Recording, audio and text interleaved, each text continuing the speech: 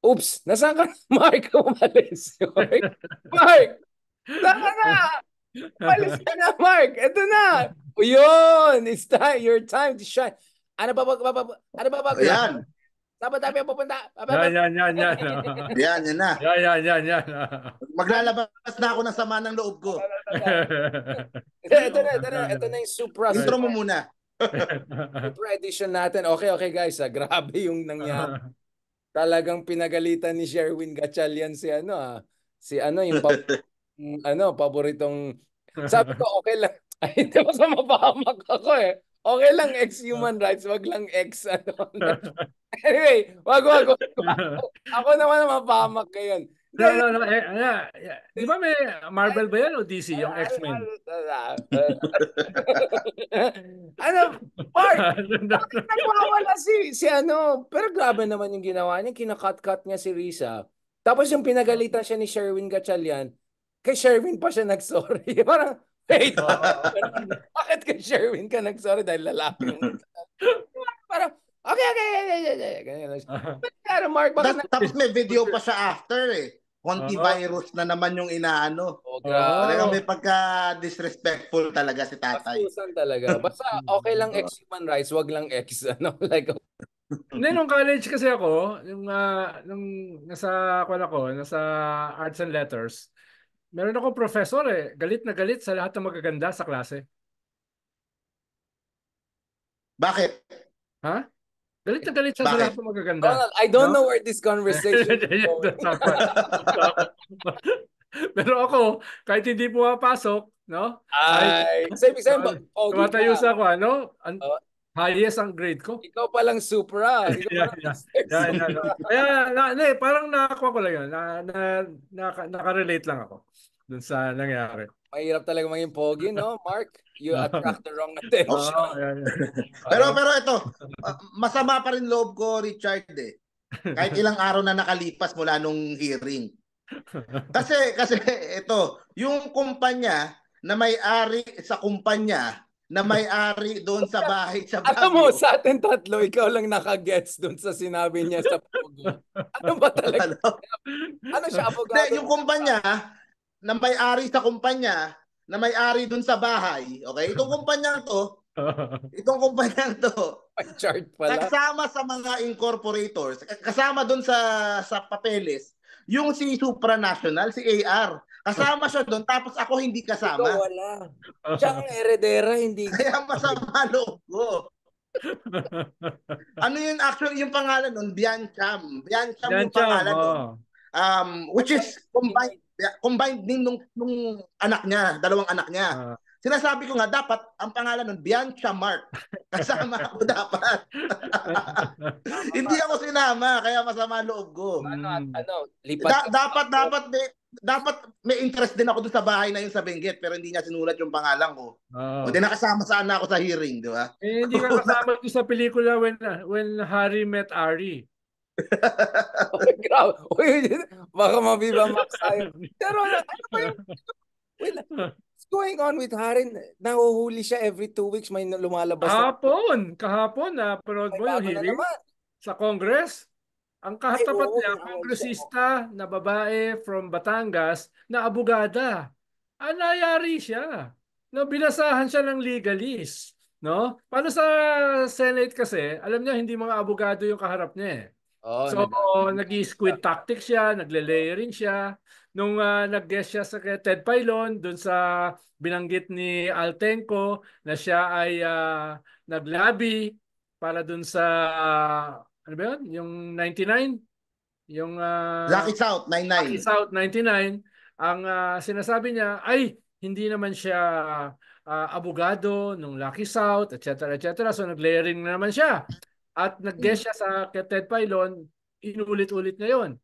Dito, kahapon, ang nakatapat niya, mga abogado. Inisa-isa yung kanyang mga sinabi. At sinabi na mali yan, etc. Kaya hindi ako magugulat kung hindi lamang, sabi nga nung head ng PAOK, ay itong kanyang binabanggit ng mga companies ay may interlocking directorates. May interlocking beneficial owners. Hindi siya hiwalay. No? At sabi ng corporate lawyer nung isang araw, kahapon, hindi naman pwedeng kasuhan yung company. Pero pwedeng kasuhan yung miyembro ng company. At siya, inamin niya, miyembro siya ng company. So pwede siyang kasuhan. Ayun lang nga, nadamay pa pati yung kanyang asawa. Okay lang madamay si Mr. Supranational. Mukhang he deserves it naman eh. Pero hindi ko sigurado kung yung asawa niya ay madadamay na wala naman. Ba't naman madadamay? Nakitira lang ng libre sa dorm eh. Oo nga, oo nga, oo nga. Hindi, binigyan kasi ng stocks eh. Oo nga, At yun yung pala. kanyang Kaya pala. at yung kanyang mga dollar bank accounts nakita doon sa kwarto ni Mr. Supranational, di ba? Doon nakita eh, yung mga bank accounts niya eh. Hindi sinabi ng PAOK magkano. Sinabi lang ng PAOK, $2 bank accounts, no? Yung nakita, no? Kaya nga sabi nung sabi nung isang abogado, kahit na pagpalagay mo na hindi mo naman pinressure si Altenco na sundin o pagbigyan yung company na hindi ikaw ang abogado. No? Hindi ikaw ang abogado. Although napatunayan nila Risa na siya ngayong abogado. No? Siya ngayong abogado. Pero kahit na, that is conflict of interest dahil ikaw ay dating government official at meron kang latent influence na bawal sa code of conduct ng mga abogado, no? At clearly lobbying 'yan. Clearly lobbying 'yan na bawal, no? Kaya pwede kang kasuhan diyan ng disbarment, no? Disbarment. Kahit iba pang usapin yung sinasabi ng head ng PAOK na hindi ka na simpleng person of interest. Dahil nga inamin mo na kasama ka doon sa kumpanya na may interlocking directorate doon sa isang kumpanya na napatunayang ng kidnap ng 40 Chinese nationals as early as 2020. No? So, kanya no, yung mga kaso na yan, pwede siyang singilin dahil masyado siya madaldal. Masyado siya madaldal, binabaon niya yung sarili niya. Katulad kahapon, 2 beses niyang sinasabi, bahay ko. Yeah. 2 beses niyang nadulas. No? Yeah. Oo, 2 beses. Yan yung problema pag masyado ka madaldal. No? Kaya, hindi katulad na Attorney Mark, no? Pinipilit sasabihin. Hindi papahuli ng buhay, di ba? Yun. Mark! Are the walls closing in on Tayari? Oo. Malapit na kaya mayari yan? Dapat kasi Mark, inadvisean mo eh. Inadvisean mo na huwag masyado madaldal.